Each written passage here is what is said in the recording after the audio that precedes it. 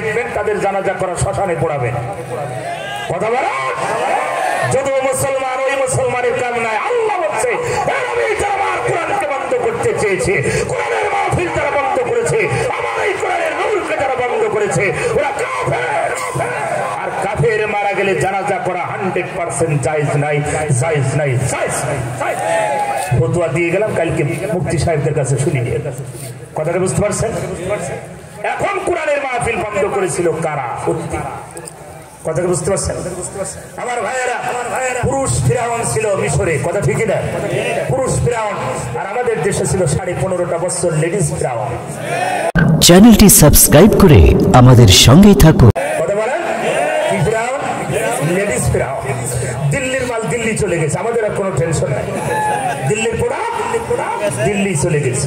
আমার ভাইরা, আমি যেদিনকে যুদ্ধ হয় 5ই আগস্টে, যখন একটার পরে নামাজ শেষ করে আমি খালি মোনাজাত করছি, আল্লাহ ওই হারামখোর মহিলা যেন পালিয়ে না যায়, পালিয়ে না যায়, পদত্যাগ করুক যেন পালিয়ে না যায়। এই দোয়া করতে করতে হঠাৎ করে দেখছি উড়াল দিয়ে চলে গেছে। কথা বলে ঠিক না? আমার ভাইয়া, যা হোক আমি চেয়েছিলাম আর 1 ঘন্টা থাকবে, ওরা খাবার দাবার তো কমপ্লিট করতে পারি নাই। অনেকজন খুব, আপনি চিন্তা করুন, হুইপস যারা স্পিকার ছিল আপনার টুকু সাহেব আর শিরিন সাহেব, এই দুজন নাকি বলে খাবার খেতেও পারি নাই। তাদের গোপন তথ্য আমরা জেনেছি। তাদের ভিতর কোনো লোক বলছে টুকুর সাহেব স্পিকার, উনি বাথরুমে ছিলেন, ওইভাবে প্যানে সেম না লেগে বেরিয়ে চলে আসছে। বুঝতে পারছেন খারাপ খবর কি কায়দায়?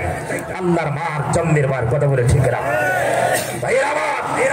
এটা বলেছিলেন এমন একটা সময় আসবে ইঁদুরের গর্ত খুঁজে পাবা না।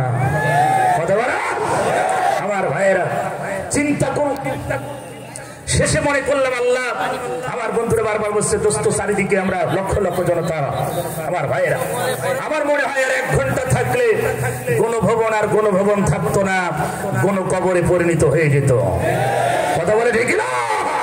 আমরা ওটাই চেয়েছিলাম, কিন্তু আল্লাহ কেন দিল্লির প্রোডাক্ট দিল্লি পাঠাই দিল। রাগ করতেছেন? সম্মানিত ভাইয়েরা আমার, আসলে আবার শিকাম দিয়ে শুনি ক্ষণিকের এই পৃথিবীতে চিরদিন থাকবো না। ফিরাউন ধ্বংস হয়েছে, নমরুদ ধ্বংস হয়েছে। এই পৃথিবীতে ইতিহাস আমরা পড়েছি, ভার্সিটিতে ইতিহাস পড়েছি। কোন সরকার, জালেম সরকার যখন সরে যায়, পালায়, ওই সরকার জীবনে আর কোনোদিন ফিরে আসতে পারে না। পৃথিবীর ইতিহাস যত সরকার পালিয়েছে, জালেম সেরা শাসক আর কোনোদিন সেই গদিতে বসতে পারে না।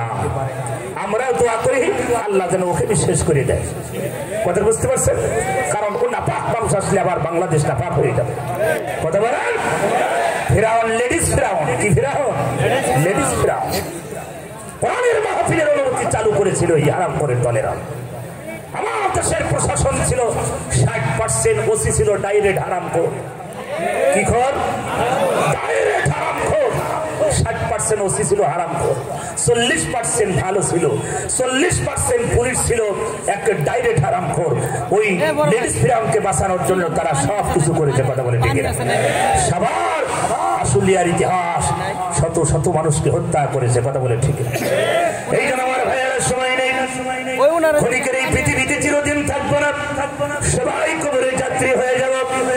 পৃথিবীতে চিরদিন বাঁচবো না। আল্লাহ বলেন, মানুষ মৃত্যুবরণ করার পরে তার সব আমলের দরজা বন্ধ হয়ে যায়, কিছু আমল চালু থাকে, সেটা সাদাকাতুল জারিয়া, নেক সন্তান, পৃথিবীতে শ্রেষ্ঠ সন্তান। আমার ভাইয়েরা, পৃথিবীতে যারা ভালো ভালো কাজ করে দেয়, এই পৃথিবীতে বাবা মা, আত্মীয় স্বজন, দাদা দাদি সবাই কবরে চলে গেছে। আমি আপনি একদিন কবরে চলে যাব। পৃথিবীতে কেউ বাঁচার জন্য আসি নাই রে বাজান ভাইয়েরা আমার। ও আশুলিয়াবাসী কান দিয়ে শুনি, সম্মানিত ভাইয়েরা আমার, ক্ষণিকের এই পৃথিবীতে চিরদিন থাকবো না। আমি আপনি চলে যাব, বাবার সঙ্গে কেউ হবে না। বাবার কবরে মা যাবে না, মায়ের কবরে মেয়ে যাবে না, নেতা কবরে কোনো কর্মী যাবে না, স্বামীর কবরে স্ত্রী যাবে না, স্ত্রীর কবরে স্বামী যাবে না, পৃথিবীতে কেউ কারোর কবরে যাবে না। রাসূল বলেছেন সাদাকাতুল জারিয়া, পৃথিবীতে এমন কিছু কাজ করে যাও যেই কাজটা করলে তোমার জন্য কল্যাণ হয়, কবরে বসে বসে সওয়াব পাবে। আমার ভাইয়েরা, বাবা নাই মা নাই, অন্ধকার গভীর কবরের যাত্রী হয়ে গেছে।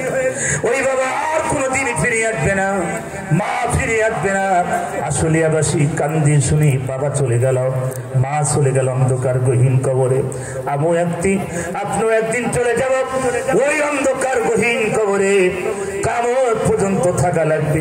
থাকার আগে কিছুটা আমল যদি করে যেতে পারি, কবরটা আমার আপনার জন্য জান্নাত হবে। আমরা চাই কি চাই না? জোরে বলেন, চাই কি চাই না? আমার ভাইয়েরা, সম্মানিত চিঠি, সম্মানিত ভাইয়েরা, ও আশুলিয়ার সাভারের ভাইয়েরা, ইউনিকের ভাইয়েরা, জামগড়ার ভাইয়েরা, ফকির বাড়ির ভাইয়েরা, এমন আল্লাহর কোন গোলাম কি এই ময়দানে আমি পাবো না? হুজুর বাবার জন্য, মায়ের জন্য, যে বাবা কষ্ট করে মানুষ করেছে, মা কষ্ট করে মানুষ করলো, হুজুর সেই বাবার জন্য, মায়ের জন্য, এই মাহফিলের জন্য 2 দিন ব্যাপী প্রচুর খরচ রে বাজার। আমার সম্মানিত ভাইয়েরা, আপনাদের সহযোগিতা পাইলে প্রতি বছরে এরকম মাহফিল হবে। আমরা চাই কি চাই না? জোরে বলেন, চাই কি চাই না? আল্লাহর কোন গোলাম আছে বাবা নেই, মা নেই, ওই বাবার জন্য, মায়ের জন্য আমি হুজুর 20,000 টাকা দিব, হুজুর আমি 10,000 টাকা দিব, হুজুর আমি 30,000 টাকা দিয়ে দিব। এই মাহফিল আগামীতে আরো বড় হবে। আমরা চাই কি চাই না? সময় নেই, আমি